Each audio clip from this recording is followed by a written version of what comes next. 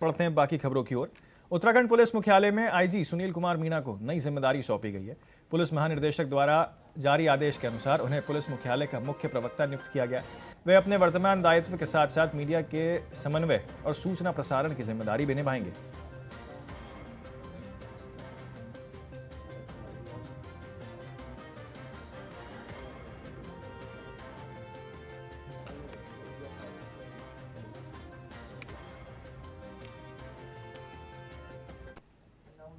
आगे बढ़ते हैं अगली खबर की ओर। आपको बता दें, बड़ी खबर फिलहाल सामने निकल के आ रही है, जहां हरिद्वार में उर्मिला सनावर की सोशल मीडिया पर वापसी देखने को मिल रही है। वायरल ऑडियो केस से जुड़ा मामला जो है वो बताया जा रहा है।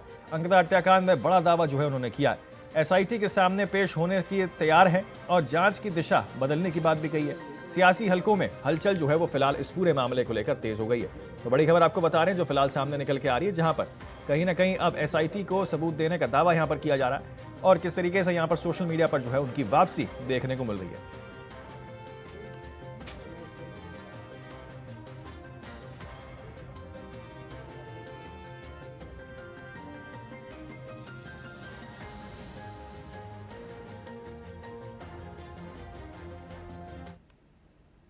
डोईवाला नगर पालिका में उस वक्त विवाद खड़ा हो गया जब नाराज सभासदों ने नगर पालिका परिसर में धरना प्रदर्शन शुरू कर दिया। सभासदों का आरोप है कि नगर पालिका अध्यक्ष ने बोर्ड बैठक की अवमानना करते हुए ऐसे प्रस्तावों को कार्यवाही में शामिल कर लिया है जिन्हें बोर्ड द्वारा पहले से ही निरस्त किया जा चुका है। सभासदों ने इसे लोकतांत्रिक प्रक्रिया के खिलाफ बताते हुए कड़ा विरोध जताया है। धरने पर बैठे सभासदों का कहना है कि बोर्ड बैठक में लिए गए निर्णयों की अनदेखी से न केवल सभासदों का अपमान हुआ है बल्कि नगर पालिका की पारदर्शी और कार्यप्रणाली पर भी गंभीर सवाल खड़े हुए हैं। धरने में वार्ड सभासद प्रदीप नेगी, जेठली संदीप नेगी, सभासद प्रतिनिधि हिमांशु राणा और विनीत मनवाल शामिल रहे। सभी में आपको बता दें कि निरस्त प्रस्तावों को तत्काल कार्रवाई से हटाने की मांग करते हुए चेतावनी दी है और मांगे पूरी न होने पर आंदोलन को तेज करने की भी बात कही है।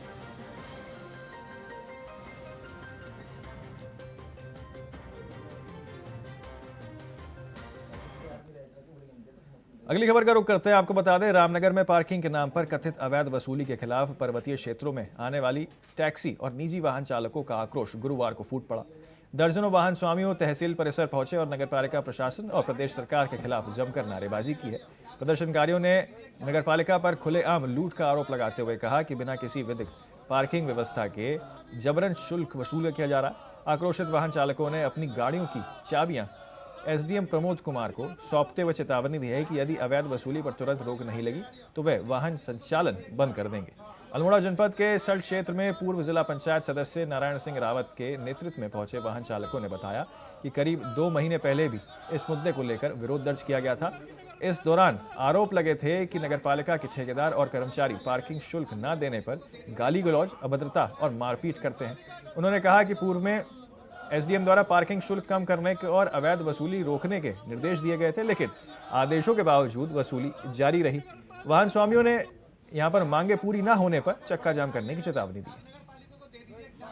देखिए, नगर पालिका के द्वारा विगत समय जो एनएच पे अपने बैरे लगा करके अब एक वसूली की जा रही थी। इसमें उनके द्वारा कहा गया था कि हमारे वहाँ पर एक बोर्ड बैठक से प्रस्ताव पारित हुआ है। उस प्रस्ताव पारित होने के उपरांत हम लोगों ने विधिवत तरीके से गजट नोटिफिकेशन कराया है, उसके पश्चात टैक्स लिया जा रहा है। चूँकि एनएच पर जो रोड होती है उस पर कोई भी टैक्स लेने से पहले आपको संबंधित विभाग से उसकी अनापत्ति लेनी आवश्यक होती है। इस संबंध में जब हमने विभाग से वार्ता की तो विभाग के द्वारा अवगत कराया गया था कि इसमें कोई भी प्रकार से अनुमति नहीं ली गई है। तब विभाग से तरफ से आपको नोटिस भिजवाते हुए उस टैक्स को काम को रुकवा दिया गया था। अभी आज इन लोगों के द्वारा कुछ संज्ञान में लाया गया कि पुनः जो है जो भी गाड़ियाँ कहीं से गुजर रही हैं, बैरियर के बजाय कोई भी अवैध तरीके से लोग वहाँ पर आके अचानक से टैक्स लेना वसूल कर रहे हैं, जो कि उचित नहीं प्रतीत नहीं हो रहा है। अभी इसमें नगर पालिका से बात की जाएगी और अगर कोई व्यक्ति वास्तव में अगर टैक्स लेना है तो नगर पालिका अपनी जो एरिया है क्षेत्र में वहाँ पर ले और उसका एक विधिवत तरीके से ले। अगर संबंधित विभाग जैसी अगर रोड या कोई ऐसी प्रॉपर्टी है तो उससे भी उसमें अनापत्ति ले ली जाए, तदुपरांत इस कार्य को किया जाए ताकि दिक्कतें ना उत्पन्न ना हो। पिछले हमने 2 महीने पहले भी जो अवैध वसूली रामनगर में नगर पालिका के द्वारा की जा रही थी तमाम टैक्सी और कॉमर्शियल वाहनों से, उसके खिलाफ हमने पिछले यहाँ पे एसडीएम महोदय से मिले थे और उस दिन हमने नेशनल हाईवे जाम भी किया था कि इस पे जो अवैध वसूली इसको तत्काल प्रभाव से रोका जाए। उस दिन यहाँ पे एसडीएम महोदय की मध्यस्थता के बीच यहाँ पे ये हुआ था कि जब तक नगर पालिका की तत्काल प्रभाव से बोर्ड की बैठक नहीं होती है और उसमें कोई निर्णय नहीं लिया जाता तब तो इसको बंद कर दिया जाएगा करके। लेकिन 2 महीने बीत जाने के बाद भी ना तो नगर पालिका ने कोई बैठक बुलाई और न इस अवैध वसूली को रोका गया है।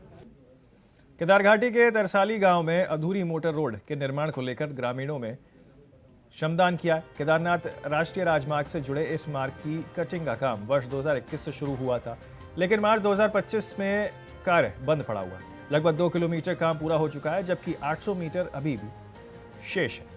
इसे बार बार मांग के बावजूद कार्रवाई न होने से नाराज ग्रामीणों ने स्वयं मोर्चा संभालने और कड़ी मशक्कत के बाद मलबा हटाने का काम शुरू कराया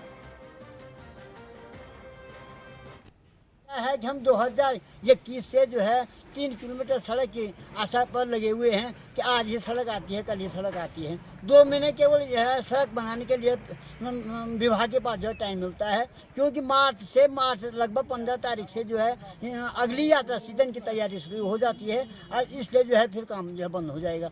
तो जो है अभी जो है 3 किलोमीटर से परसों इनके 2 AE 2 JE एक जो है इनका जो है वर्क एजेंट आया था, इन्होंने नापा 2 किलोमीटर 200 मीटर रोड जो है कटिंग हो चुकी है। 70 साल की उम्र हो गई है। बहुत लंबी आस लगाई थी कि हमने कि सड़क आएगी, रोड आएगी, गांव में लोगों को आने जाने के लिए सुविधा होगी, लोग पलायन से रुक जाएंगे। लेकिन सड़क तो गई पर पैदल मार्ग भी नहीं है सर आने जाने के लिए। भालू अलग हमला कर रहा है, छोटे बच्चे स्कूल जाने के लिए डर रहे हैं, बड़े बुजुर्ग 2-3 आदमी साथ में आएंगे तब सड़क में आना है। इसलिए हमने सोचा नहीं तो पैदल मार्ग नहीं है तो धीरे धीरे इसको जो है जितना टाइम लगेगा, सरकार तो सुनने वाली है नहीं सर, तो हमने सोचा धीरे धीरे अपना जितना भी समय थोड़ा पैदल मार्ग अपने लिए बना लेंगे और क्या करना है, और इसके बाद हमारे पास कोई उपाय नहीं है। तो उत्तराखंड प्रदेश में लगातार शीतलहर का प्रकोप बढ़ता जा रहा है, जिसके चलते स्वास्थ्य विभाग ने अपनी पूरी तैयारी कर ली है। इसी विषय पर बात करते हुए देहरादून के मुख्य चिकित्सा अधिकारी मनोज शर्मा ने कहा कि प्रदेश में शीतलहर के चलते सभी अस्पतालों को निर्देश दे दिए गए हैं और अस्पतालों के वार्डों में पूर्ण रूप से हीटर की व्यवस्था हो। साथ ही उन्होंने बताया कि जनता से अपील करते हुए कहा है कि अगर ठंड ज़्यादा बढ़ जाती है तो बिल्कुल भी अनावश्यक रूप से बाहर ना निकले। धूप निकलने पर आवश्यक रूप कार्य करने पर ही बाहर निकले। उन्होंने कहा कि ठंड से गर्म कपड़े का प्रयोग के साथ साथ ही गर्म पदार्थ का सेवन करें और शराब सिगरेट का बिल्कुल भी प्रयोग ना करें। दिया गया था कि जो अस्पताल हैं उसमें पर्याप्त मात्रा में कंबल, जो गर्म कपड़े हैं ओढ़ने के, उनकी उपलब्धता बनाना सुनिश्चित करें। लेबर रूम में, वार्ड में, जहाँ पर वृद्धों के वार्ड है या बच्चों के वार्ड है, वहाँ पर्याप्त मात्रा में हीटर की उपलब्धता बनाना सुनिश्चित करें, ताकि किसी की को भी जो है वो ठंड की वजह से परेशानी ना हो। जानते हैं वृद्ध और बच्चों में तापमान शरीर का बहुत तेजी से गिरता है, तो विशेष रूप से वहाँ पर व्यवस्था बनाने के लिए निर्देशित इसमें किया गया था। और पब्लिक से भी हमारे द्वारा अपील की गई है, मीडिया के माध्यम से भी हमने अपील की है, उसमें न्यूज़पेपर में भी हमने प्रकाशित किया था कि किस तरीके से हम शीतलहर से बचाव कर सकते हैं, क्या सावधानी रख सकते हैं। उसमें ये जरूरी है कि जब हम जरूरी हो, घर से आवश्यक हो तभी, उस समय जब शीतलहर चल रही हो तो तभी आवश्यक हो तभी निकले। जब घर से बाहर निकलते हैं तो पूरे शरीर को ढकने वाले गर्म कपड़े जो वो पहने, गर्म पेय पदार्थों का सेवन करते हैं और जितने भी हमारे कार्य हैं दिन के समय निपटाने की कोशिश करें जब धूप होती है या थोड़ा टेम्परेचर थोड़ा सही होता है। और रात के समय बहुत देर तक जो है बाहर समय व्यतीत ना करें खुले में, और बहुत अधिक मात्रा में धूम्रपान और शराब का सेवन ना करें। ये भी जो है हमारी इम्यूनिटी को कम करते हैं और तापमान जो है शरीर का गिराते हैं। ये सब अपील भी हमारे द्वारा जनता से की गई। प्रदेश भाजपा महामंत्री कुंदर परिहार ने कांग्रेस पर तंज कसते हुए बताया कि उत्तराखंड राज्य से लेकर पूरे देश की राजनीति का विश्लेषण करके देखा जाए तो पाया जाएगा कि कांग्रेस पार्टी ने केवल भ्रम की राजनीति ही करी है। कांग्रेस जहां विजय होती है वहां गले में मालाएं पहनाई जाती हैं और जहां हारती है वहां ईवीएम मशीनों को दोष देने लग जाती है। परिहार ने बताया कि बीते कुछ महीने में पहले भी बिहार चुनाव के दौरान कांग्रेस द्वारा एसआईआर का विरोध किया गया था, जिससे ये साबित होता है कि कांग्रेस घुसपैठियों को फंसाना चाहती है।